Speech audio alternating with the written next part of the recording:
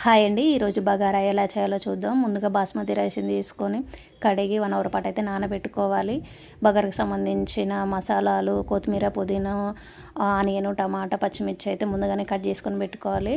Fresh అల్లం వెల్లిపాయ paste అయితే టేస్ట్ బాగుంటుంది. కళాయి పెట్టేసుకొని అందులో ఆయిల్ లేదా నెయ్యి వేసుకొని వేడైన తర్వాత మసాలా దినుసులు వేసుకొని కొంచెం ఫ్రై అయిన తర్వాత ఆనియన్స్, టమాటో, పచ్చిమిర్చి, కొత్తిమీర, పుదీనా, అల్లం వెల్లిపాయ పేస్ట్ వేసి కొంచెం మగ్గనివ్వాలి. మగ్గిన తర్వాత ఒక కప్పుకి కప్పున్నర వాటర్ వేసుకొని అవి అందులో సరిపడా సాల్ట్ వేసుకోవాలి.